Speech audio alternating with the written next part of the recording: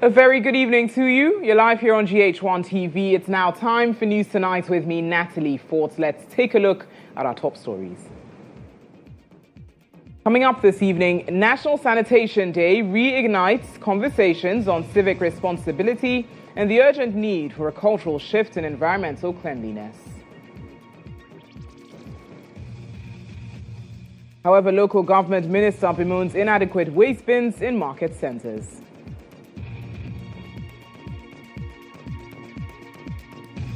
Also coming up, youth group Dynamic Youth Movement of Ghana turns up heat on government over illegal mining, set to petition Council of State to influence a declaration of state of emergency. Also ahead this evening, CJ urges staff to discharge duties with excellence and empathy.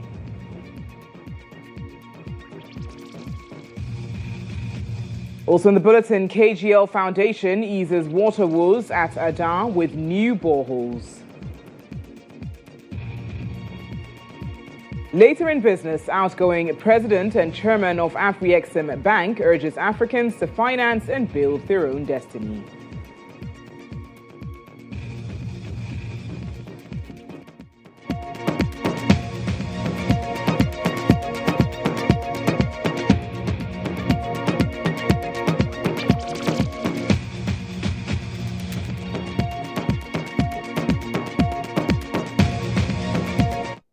Let's settle down for the details here on News Tonight on GHOne TV, all across the world on Facebook and X at GHOne TV.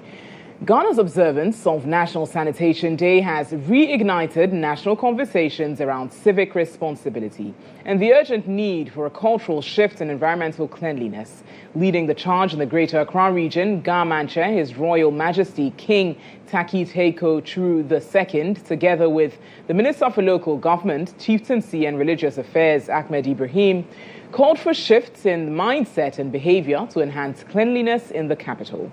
They also proposed the development of a master plan for the central business district while ensuring the implementation of 24-hour market centers to reduce congestion and boost trade. The National Sanitation Day initiative follows the recent rebirth by President John Mahama aimed at tackling Ghana's long-standing sanitation challenges. The exercise also aimed to rid the city of filth, promote public health, and foster a sense of collective responsibility for a cleaner, safer, and more resilient urban environment. At the Central Business District, the cleanup exercise was led by His Royal Majesty King Takiteako True II, the GHOne, the Minister for Local Government, Chieftaincy, and Religious Affairs, Ahmed Ibrahim, and the Mayor of Accra, Michael Kpakpo Alote. Speaking to journalists, GHOne, His Royal Majesty King Takiteako True II, emphasized the need for a cultural and behavioral shift towards environmental cleanliness among the public. Keep doing things the same way and expect a different outcome. Things must change. Sanoko achake, saninoko achake. Shops ganin fen agbele biantone yano yana. While supporting economic activity, Minister for Local Government, Chieftaincy and Religious Affairs, Ahmed Ibrahim, revealed plans to establish 24-hour market centers across the city. He, however, raised concerns over the lack of refuse containers and bins in major market areas, a challenge that contributes to the widespread indiscriminate disposal of waste. There were no dustbins left, right, center. There were no containers, and there are no compactors. So you could see that the city authorities were using the drip tipper trucks for cutting the filth, which was not professional. So as a sector minister, I will take it up to make sure that at least we get some few compactors for the cities.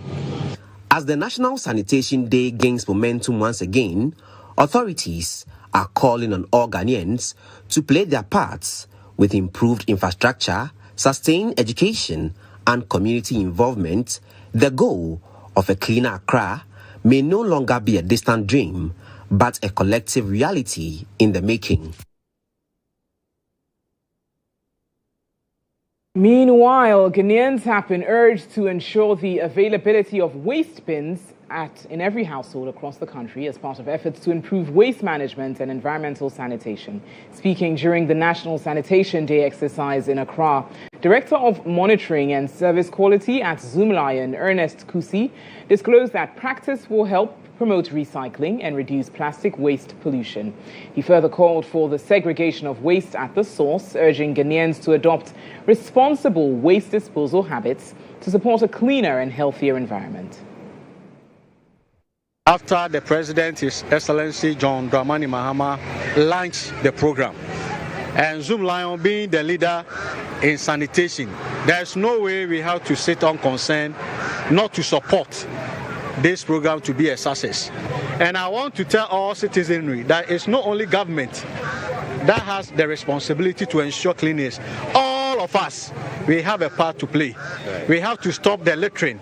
We have to get dustbins in our homes and make sure that we store the refuse well.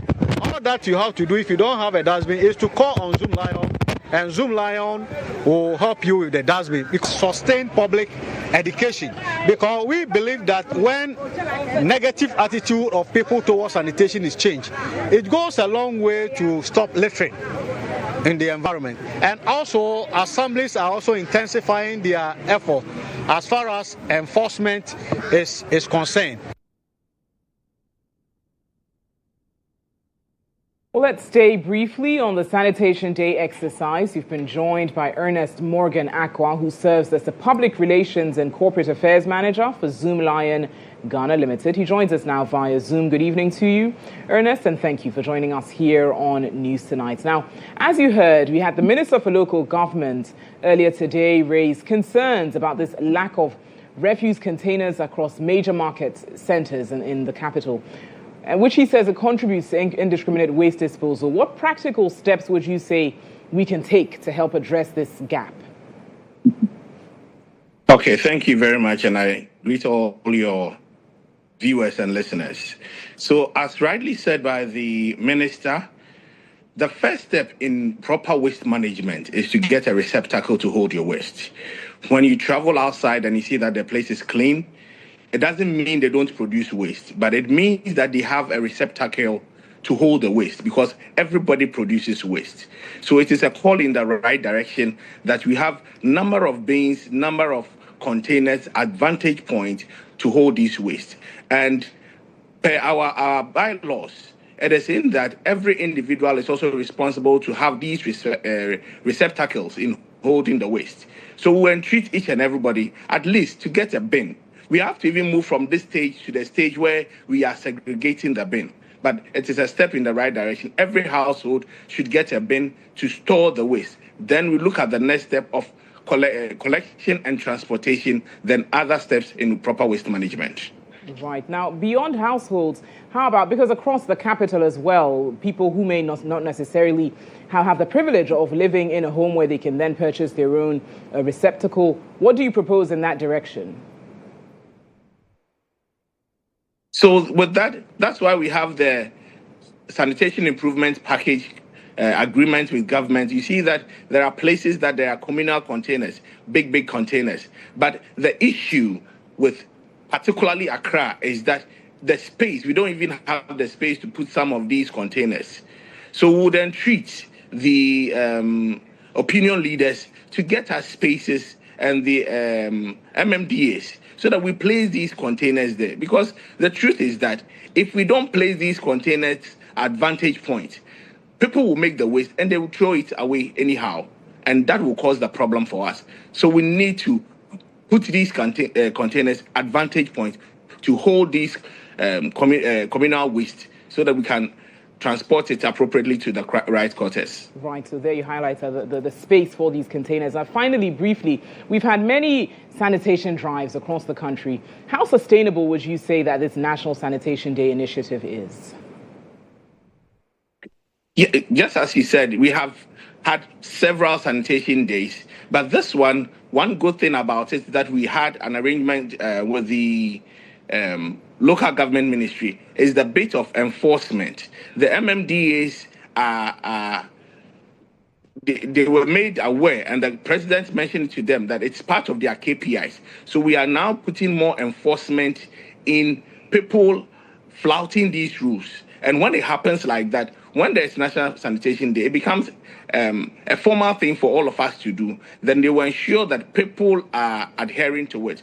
Then when it happens like that and the city is clean, it will go to all of us our advantage. So we should ensure that it works. And this time around, looking at the stakeholders that we are involving, the stakeholders that we are engaging, we believe that this one will be more sustainable and the future will be bright for all of us. Ernest Morgan Aqua, thank you for your time this evening. Public Relations and Corporate Affairs Manager with Zoom Lion Ghana Limited, joining us there. Now, still on related issues, as part of activities marking National Sanitation Day, municipal chief executives, MCEs, across the country have taken to the streets to promote cleanliness and environmental health.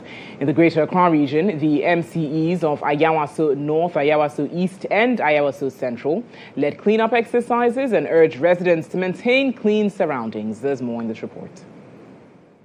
The first Saturday of every month, observed as National Sanitation Day across Ghana, has been set aside to promote cleanliness and environmental responsibility in local communities. In the Ayawaso North, speaking to GHOne TV during the cleanup exercise, the Municipal Chief Executive for Ayawaso North, Haruna Mohammed Awal, charged the Accra Metropolitan Assembly to summon residents who opened their shops during the exercise in defiance of the communal efforts. Announcement has gone down for people to lock their shops and then come out and come and join us, clean the community. It's a communal labor. And as such, each and every person has to be part of it. Once you are making the filth, I will not come from my house and then come and clean your filth for you. You need to, it's mandatory for each and everybody to come together so we can do it to achieve success. They are going to be summoned. So they go to the sanitation court and be surcharged for their activities. Summon the house. Snap it and have evidence. In Ayawaso East, activities included painting the sides of roads and clearing debris. The MCE, Abdul Ganiyu Ibrahim, urged residents to take ownership of their environment and treat sanitation not as just a monthly event, but a daily responsibility. When there and then sensitize them on them, they should close their shops, they should come out and clean their frontage, their backyards and everything. We have warned them because even today we are doing curve painting. So by Monday, whoever doesn't come to the road and pick his car, we are going to tow it and take it to the Nima police station or to the assembly. MCE for Ayawaso Central, Rudolph Colin Wood Williams, who led the charge in his municipality, highlighted the need for community participation in the fight against poor sanitation. If you don't take sanitation as your personal fight, nobody will come and do it for you. But as a municipality, we are there to also assist that we keep the environment clean as a country and as a municipality. So I'll plead with you, always just make sure that you don't need to wait 6 months, 7 months or 1 year before. Any other day, any other month, even if it's a weekday and you want to do it, call us. We will assist you to do the work so that we make Ayawaso Central a very beautiful environment for all to see. Some residents also shared their thoughts on the exercise, highlighting both its importance and areas for improvements. I'm calling upon everybody. Health is very important. Let's protect it so that it saves us money. But when we leave it like that, we're gone. And a power of mobile rule, and I may say sanitation will be cost to a say. Mr. Time no, now my way, my soldier did that. Into Naminian committee and can cremina because Yankasa environment na ye baby says in Tadentina or better announcement now. Obey us or the Akase, obey Adriane. And to say, see, and tombstone. I say, Omuni Namhani, no one announcement, and to say, and there baby cleaner says Wahanu. Until I dare mind them, me might be a mistone, and Sankayambi. As Ghana continues its battle against urban waste and poor sanitation, the success of initiatives like National Sanitation Day depends on active participation and consistent enforcement.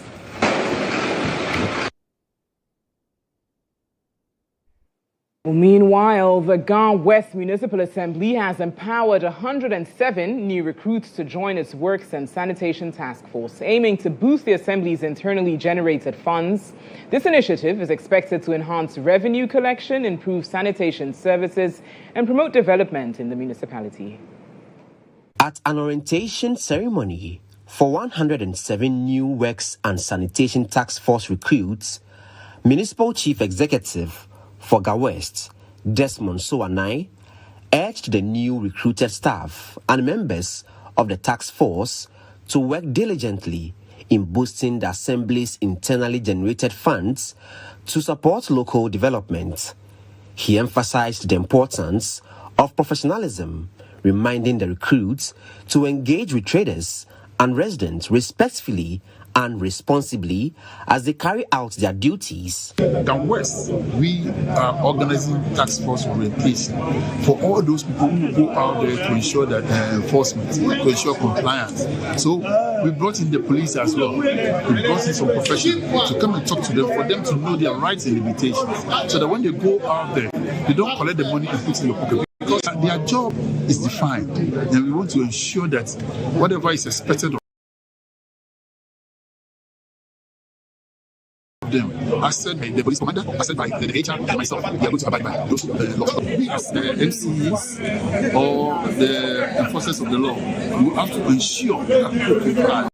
So we are bringing back the town council system to ensure that those who don't comply to the need of keeping sanitation are taken to the magistrate's court for penalties. That aside, those who are holding anyhow without authorization or permits must be held responsible. Member of Parliament for the Amasaman constituency, Sedem Apenyo, also stressed the need for accountability and efficient service delivery in the area. He cautioned that if members of the Sanitation and Building Task Force serve for a full 4-year term without resolving critical issues such as flooding and waste accumulation, it would be a clear indication of their failure. These days, whenever I raise the flooding, every day when you raise, even the main road floods. Why? Because I got. So if you are a sanitation officer and you go out there and you're working to go and make money, as part of efforts to support the task force in the operations, the Assembly presented 3 brand new Toyota pickup vehicles to the newly recruited Works and Sanitation Task Force members to enhance their effectiveness in the field. You're watching News Tonight here on GH1 TV. Let's turn to some other stories this evening as youth group Dynamic Youth Movement of Ghana is turning up the heat on the government over illegal mining. The group is calling for what it describes as extraordinary action, including a possible state of emergency in areas worst hit by illegal mining, also known as Galamsey.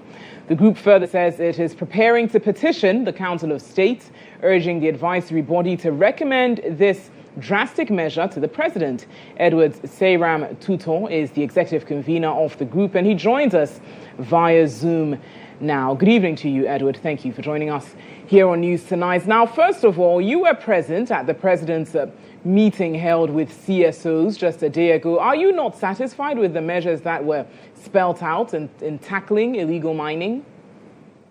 Good evening to you and all our viewers. I must say that we commended the president for calling all CSOs for us to come together on the same platform and discuss how we are going to overcome the menace of illegal mining, aka Galamsey. And then at that particular forum, there were inaccuracies in the report that NIMO, and for that matter, the Minister of Land and Natural Resources, Honorable Amako Kibwa, presented to us. 1, they failed to let the public know that just 3 days after declaring our forest and our river bodies red zone, Galamseyers actually breached those red zones In less than a week, in the Bunu East region and the Western North region, these galamseyers went back to the forest. They went back to our rivers, and they were raping our forests, raping our rivers, as if there is nothing at stake. Secondly, when the director of Ghana Water Resources Commission was called upon to tell us the progress of the stability levels of our water, he came and presented stability levels as at July 2025. Meanwhile, as at August, September, and now October, we have stability levels rising over 94,000 NTU. What he came to present to us was in the range of 32,000, 20,000, and saying that there has been massive improvement compared to the previous administration. Meanwhile, available data to us says that when you go to the central region, the Kwenyaku area, they are talking about River Ayentu. Look, stability levels over 94,000, and that caused the Kwenyaku headway to shut down. When you go to Bonsa in the Takwa region, the water processing plant has been shut down because stability levels is over 80,000 NTU. So with these inaccuracies of information that was published to the whole nation, we said no. The government is not serious about fighting galamsey, because if you are not going to admit to the realities on the ground, that will compel you to take decisive decisions based on reality to salvage the nation, to salvage unborn generations, and to salvage public health.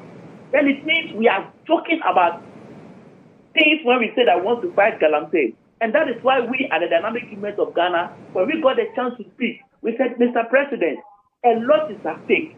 He needs to do what the president of Ghana must do.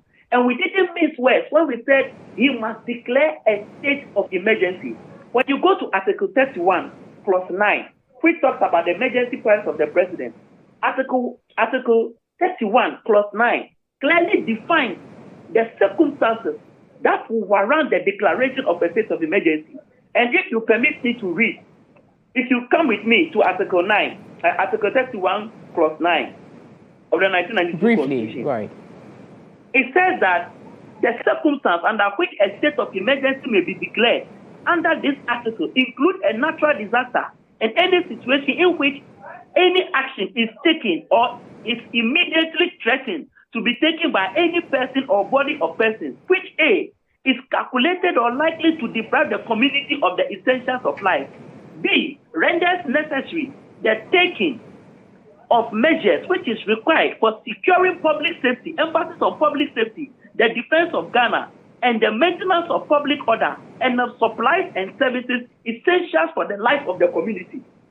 So the Constitution says that under Article 31 that when the essentials of life are being threatened in any community in Ghana or in the whole of Ghana, it warrants the declaration of a state of emergency. Very well, Edward. So you say that it is based on this that you are therefore making this claim for a state of emergency, and you say that the government, during this interaction with CSOs, presented inaccurate facts. It's simply what you're saying. What makes you think that the government, specifically the Council of State, is going to listen and heed to your demands being made? You're not the only CSO that has made this call for a state of emergency. What makes this so different?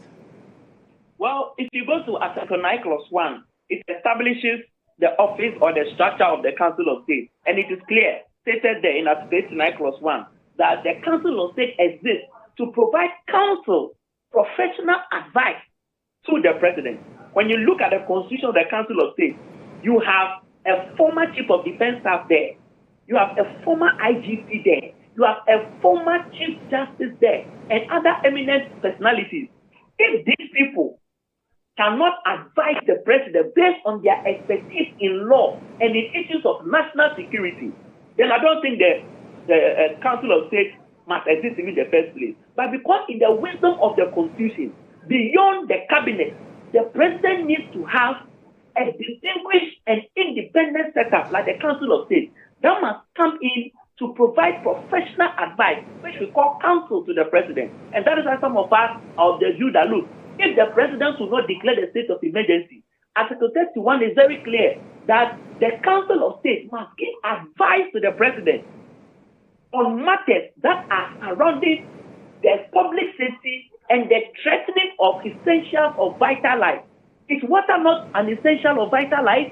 Is food not an essential or vital life? The air we breathe, is it not an essential or vital life? So if food, the food we eat, the water we drink, and the air that we breathe are now killing us. When we drink water, we are drinking poison. When we are eating right. food, Now, Edward, for poison. purposes, your point has been clearly made, but for purposes of time, so this extraordinary action that you're calling for specifically is simply the president calling for a state of emergency. That, in your view as an organization, is the extraordinary action, yes? Yes, please. Now, in the event that the Council of State does not respond positively to your demands, what will be your next line of action? Well, we cannot preempt. We are still consulting and we are still analyzing the Article 31 very well because we want the action that we want to take. We want it to be very resourceful and we want it to be result-driven. So when we get to that bridge, we are going to cross it. But we at the Dynamic Youth Movement of Ghana, we are resolute and clear in our mind that the only solution that will arrest and save all of us, including unborn generations, from Galamsey is the declaration of a state of emergency. And we are not going to back from that. Finally, Edward, when are you petitioning the Council of State? Well, we are going to take that action, and when we do that, we will let the nation know. Trust us. We'll let you know. Well, thank you for your time this evening. Edward Seyram Tutor joining us there, the executive convener of the Dynamic Youth Movement of Ghana, which is calling for the Council of States to ensure that the president calls for a state of emergency regarding Galamsey. More of that subsequently. Now, Chief Justice Paul Baffour-Bonney has charged members of the Judiciary to discharge their duties with professionalism as well as excellence and empathy. We'll bring you further details on this story shortly here on News Tonight. Do stay with us.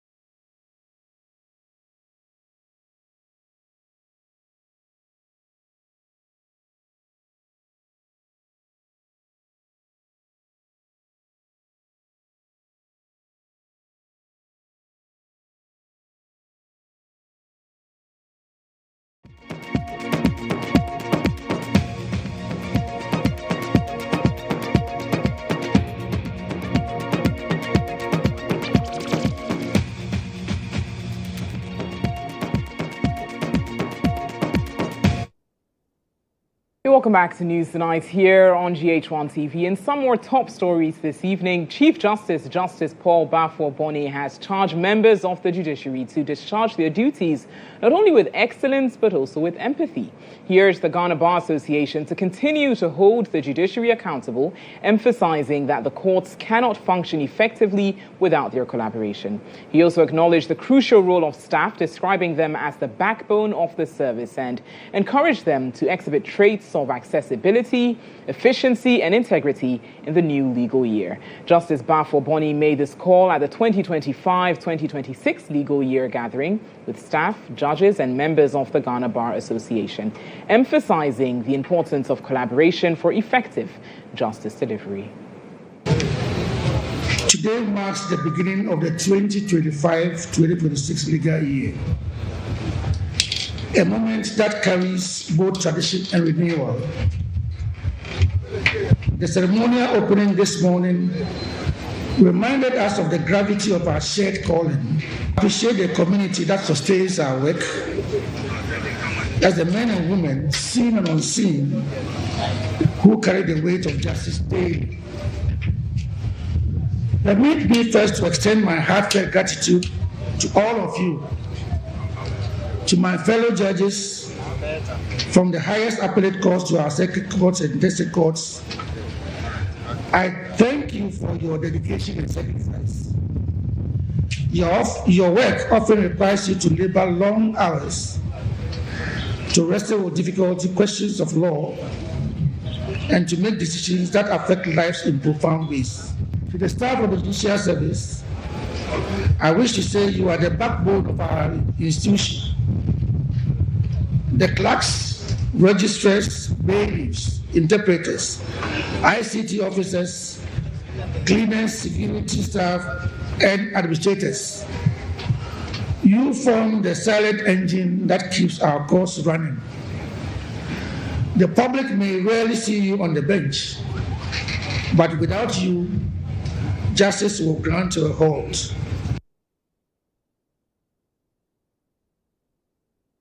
Meanwhile, the judiciary has been called upon to utilize their esteemed position to protect the environment by leading the fight against illegal mining, known as Galamsey. The guest preacher of the 68th legal year service of the Judiciary Anglican Bishop of Ghana, Right Reverend Dr. Daniel Sylvanus Mensah Toto, emphasized that the judiciary has a responsibility to safeguard God's creation. Speaking at the 68th Legal Year Special Service in Accra, he urged the judiciary to make a difference by taking a leading role in the fight against illegal mining. Officially, the 2025-2026 legal year has begun after a special church service has been held in Accra. The 68th special church service is to usher in the new legal year, and of course, it was attended by well-meaning people within the justice delivery system, with the Chief Justice, Justice Paul Bafo Boni, leading justices of the Supreme Court, Court of Appeal, the High Court, of course, judges at the Circuit Court and the lower court in general to attend this special service. Lawyers, members from the legal fraternity, including the leader, the national president of the Ghana Bar Association, Mrs. Efwagati, also Deputy Attorney General, Dr.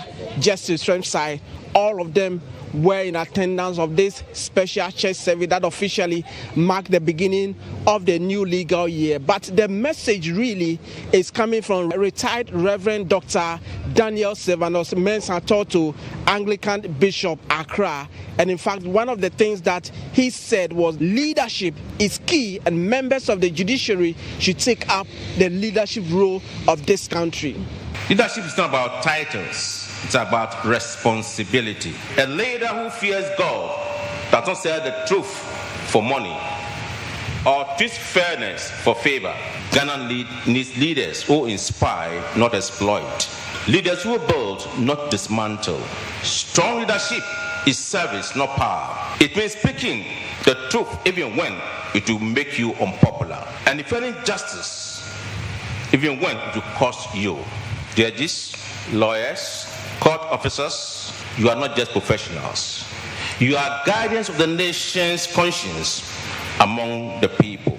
One issue that he also touched on is the issue of Galamsey. He said that, look, the judiciary should remain non-political and should make sure that they do not wear the gown alone, but their decision reflects the will and the desire of the people. If the other arms of government chose to play politics with Galamsey as the judiciary, make a difference to our leadership in ending this menace. However, I have read in recent times that the acting Chief Justice Paul Bafo wade into the Galamsey fight by saying that repealing LI 2462 is a good place to start. Win the fight against the menace. Fight the good fight before your might.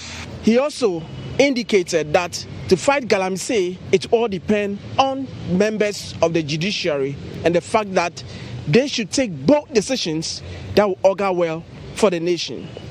What is justice if our children must drink chemicals instead of potable water? What is justice if the citizens can no longer enjoy their condominium because it is poisoned with mercury? Courts, law enforcement, and leaders must defend the environment with firmness, for creation cries out for justice. My brothers and sisters, you have a responsibility to use your gun, your wits, and your gavels to protect God's creation.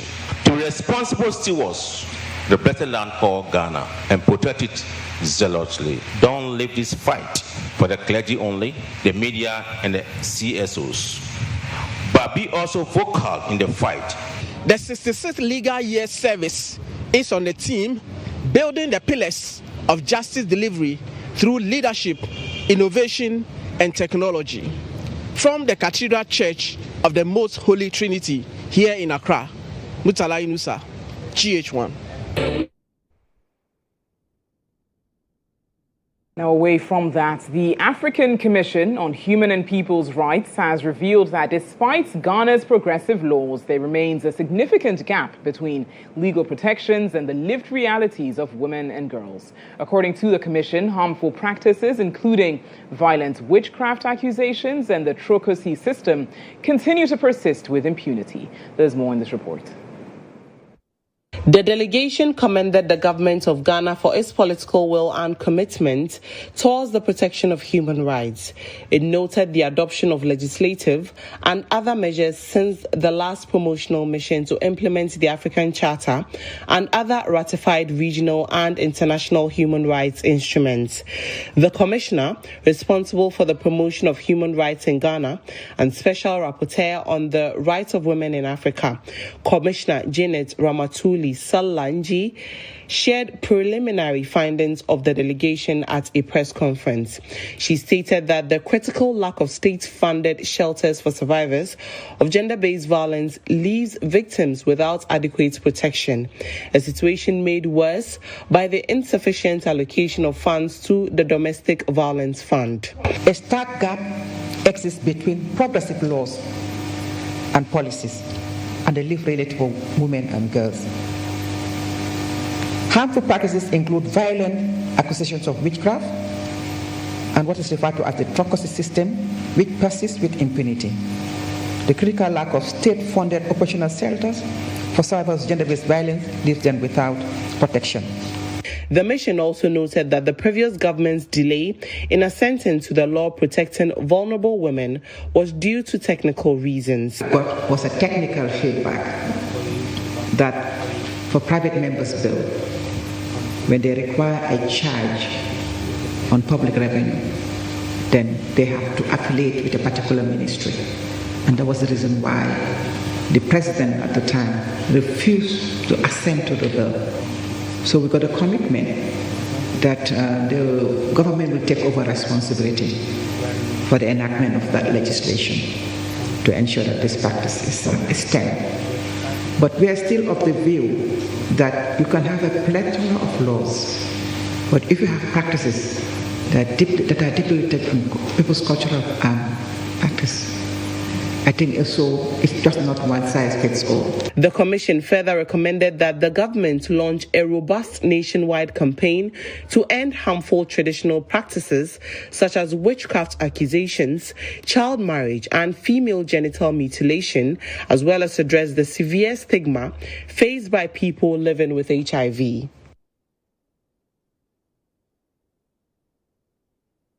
In other stories, water is life, but for students of the Adar Senior High Technical, It has long been a daily struggle. Today, that reality is changing thanks to the intervention of the KGL Foundation. Access to clean water is no longer a distant hope, but a life-giving reality. For years, erratic water supply forced schools like Adan Senior High Technical to depend on expensive tanker services, with delays stretching up to 2 days.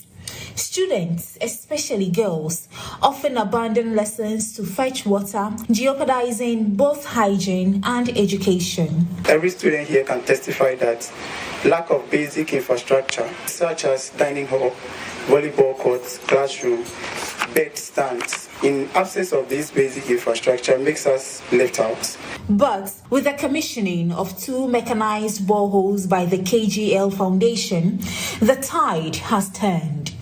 With over 2,700 students, including 1,631 girls, the boreholes promise to transform sanitation and restore dignity in the learning environment.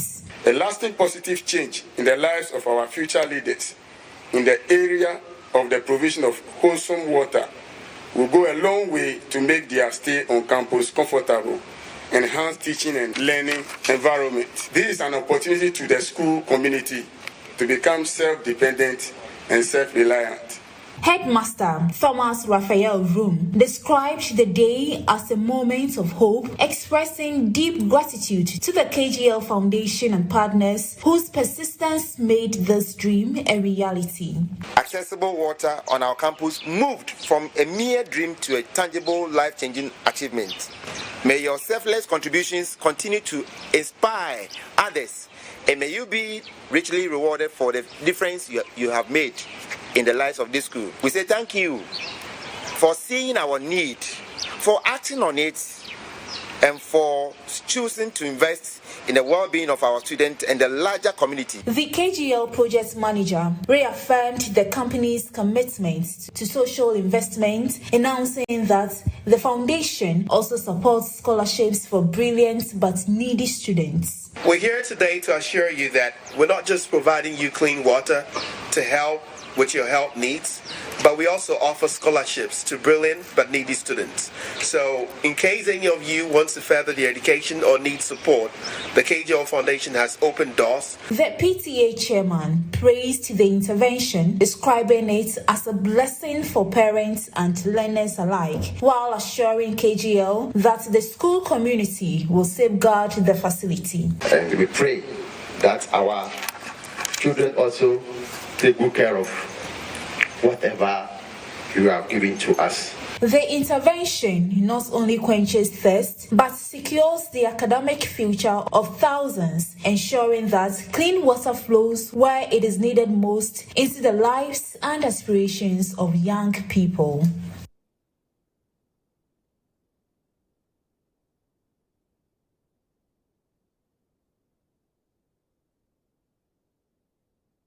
You're watching News Tonight here on GH1 TV. We bring you business news next. The Business Brief is brought to you by CompuGhana. Passion for business this evening. Cocoa may be Ghana's golden bean, but in Seshri Rioso, it is far more. It's a symbol of identity, heritage, and pride. With the launch of the Maiden Cocoa City Experience 2025, the Seshri Rioso Municipal Assembly is celebrating not just a crop, but the culture, innovation, and resilience of the farmers who have carried Ghana's cocoa industry on their shoulders for generations. The first ever Cocoa City experienced by Seshiyos Municipal Assembly in the Western North region is to highlight the town's place as the cradle of Ghana's cocoa industry. The Municipal Chief Executive, Dominic Jesse, said the event is not just a celebration but a bold reminder that the sweat and sacrifice of Seshi farmers sustain Ghana's global reputation in cocoa production. A river that forgets its songs will surely dry up. This festival reminds us never to forget our source, which is cocoa. By honoring it, we honor ourselves, our ancestors, and our future. He emphasized that the Cocoa City experience would make cocoa farming attractive and profitable for the youth, reducing the need to migrate in search of greener pastures. Cocoa City Experience 2025 must therefore be a call to action let it be remembered not only as a festival of music, dance, and exhibition, but as a gathering where Secretary declared to the world, we will not allow people to die on our land.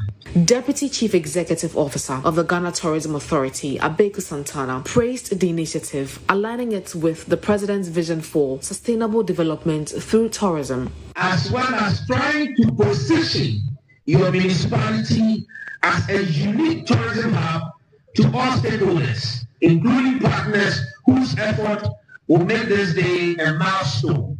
The chairman of the event, the Kontihene of Sishioso, Nana Elio Pinyin III, described the festival as a prime tourism and business platform to drive sustainable economic growth while preserving cultural heritage. This multi-day experience will combine business forum, cocoa industry symposiums, cultural showcase, youth empowerment programs, and tourism activities, positioning Sishioso as a vibrant destination for investors, entrepreneurs, researchers, and travelers. Regional Cocoa Board Administrator Enoch Ampofo expressed gratitude to the Assembly for promoting not just Sishi culture but Ghana's cocoa brand on international markets. It celebrates Sishi Municipality as the hub of production of cocoa in Ghana. The Cocoa City experience is slated between November 15 and 22, 2025 will be hosted by the Sishi Municipal. The 7-day celebration is set to put Sishioso on the map, not only as Ghana's cocoa capital, but as a beacon of agro-tourism, culture, and innovation.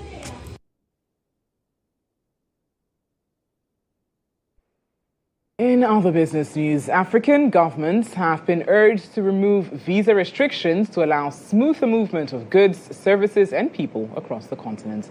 The call was made during the launch of Niger brand Chicks Trade Fair here in Accra. As part of efforts to promote Made in Africa goods, Niger Brands has put together a 2-day event aimed at connecting local brands directly to consumers. Speaking to GHOne Business at the launch of the event, Nelly Agbogu, founder of the platform, noted that many business owners struggle to connect with their customers. She said the trade fair offers the much-needed visibility and exposure. Notice that many business owners have been struggling with visibility in their business and also in sales. So we said, how can we get more eyeballs to their businesses? How can we get more people to know that they are ready for exports? And that is one of the reasons why I decided to start championing access to market by creating a platform for business owners called NBC Trade Fair. Adding her voice to the call for stronger intra-African trade, head of events for the Niger Brand Chick Trade Fair urged African governments to remove visa restrictions to allow stricter movement of goods, services, and people across the continent.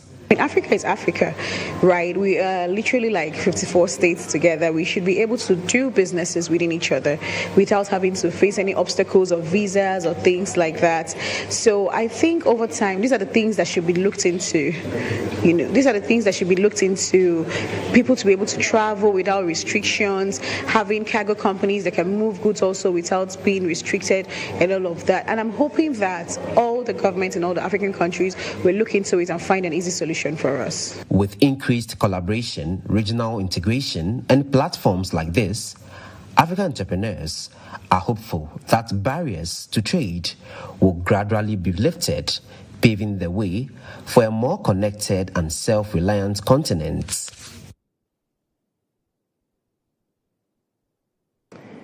In Accra, the curtain fell on an era of bold vision and continental transformation. Professor Benedict Orama, outgoing president and chairman of Afreximbank, stood before Africa's trade and policy leaders with one final message, a farewell lecture that was less about goodbye and more about Africa's economic future. His theme, the powerful nexus between trade, finance, industrial development, and economic integration. It was a lecture rich in reflection and foresight. Professor Orama recalled the pivotal moment in 2020 when a young Wamkele Mene was selected as the first Secretary General of the African Continental Free Trade Area after. Many doubted his ability to navigate the politics, but Orama remembered one answer that stood out, that AFTA's success depended on Afreximbank. As securing trade finance and payment guarantees, a financial institution is needed to take the risks and show the way, so that subsequently businesses will begin to understand that the risks are not as high as they are made to believe. 5 years later, the results speak for themselves. From the Pan-African Payments and Settlement System, PAPS, to the 20 billion Intra-African Trade Finance Initiative, to industrial mega projects that are rewriting Africa's production story. Because of the colonial history, we tend to trust others more than we trust ourselves. Orama showed how finance, policy, and trade can fuse into transformation. He highlighted milestones such as the Inter-African Trade Fair, which has generated over $160 billion in deals, and Afreximbank's pioneering work in industries from automobiles to pharmaceuticals. His message was clear. Africa must stop waiting for outsiders to solve its problem and instead finance, trade, and build its own destiny. We have raw materials, others produce the raw materials. Others trade our raw materials. They take them elsewhere to add value. They trade them back to us. So what we get in all of this is poultry royalty. So what the export trading company is aimed to do is to begin to change it. Secretary General of the African Continental Free Trade Area described Professor Benedict Orama's decade-long leadership as transformational for Africa's trade and industrial future. That we, the AFCFTA Secretariat, will fully support his vision, and we will continue the strong collaboration that we began under the leadership of President Orama. Professor Benedict Orama steps down after a decade. And that's all the business news we've got for you this evening. Do stay with us. Sports News is next. The Business Brief was brought to you by CompuGhana, passion for technology.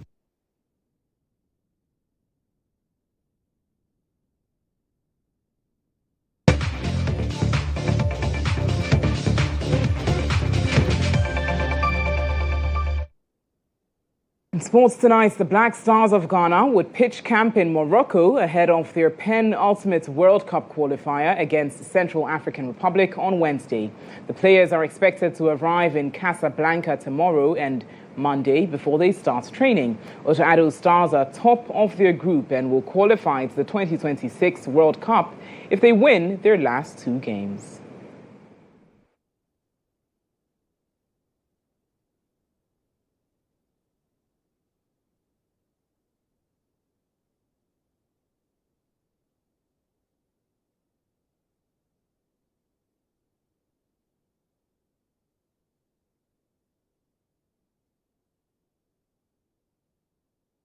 Some more sports news. The Chief of Staff, Julius Deborah, has urged the Ghana Olympic Committee and the Ministry of Sports and Recreation to make adequate preparations to put Ghana's athletes in good shape ahead of the 2026 Commonwealth Games in Glasgow. The Chief of Staff, who was speaking at the flagging off ceremony of the King's Baton Relay, said government will not interfere in the selection of athletes for international events. President Mahama's government will not interfere in the technical selection of athletes or coaches. We have a responsibility to ensure that public funds are used efficiently and transparently. Only those who are qualified and deserving will represent the nation at the Commonwealth Games and similar global events. Ghana performed admirably at the last Commonwealth Games, winning several medals. I therefore charge the Honorable Minister of Sports and Recreation to collaborate closely with the Ghana Olympic Committee and Commonwealth Secretariat to prepare diligently for the 2026 Games in Glasgow. Let us aim not only to participate, but to excel and bring home even more laurels for our beloved country.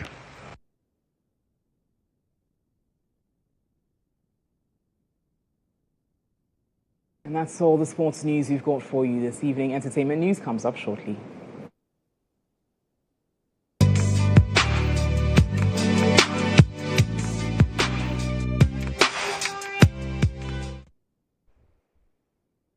Wearing natural African hair is more than a beauty choice. It's a reflection of culture, artistry, and identity. Yet maintaining it often comes with real challenges: dryness, breakage, and limited understanding of its unique texture. That struggle, however, is finding solutions through spaces like We Natural's Hair and Heritage Hub, a place where knowledge meets heritage. Born from a movement that began online 11 years ago, founder Dorinda Mawenya Kwashi created the hub to help Africans care for their hair while reconnecting with its deeper meaning. It's a place where you can come to talk about hair and to enjoy hair. It is a space created with much purpose to celebrate, teach, and preserve our heritage. For us as Africans, hair is not just hair. It is history. Hair is culture. It is memory. Our hair is artistry. It is language, and it is dignity. Here, hair isn't just styled, it's understood. Through small group learning and heritage conversations, the hub transforms frustration into pride, helping people rediscover their beauty and strength rooted in every curl and coil. I've come to realize that we don't understand our hair, and our hair is so important because it's part of our heritage. It is part of our identity. So if you don't understand who you are, what are you doing and where are you going? The We Natural's Hair and Heritage Hub is where the African identity is not only seen but felt in the rhythm of heritage meeting modern pride.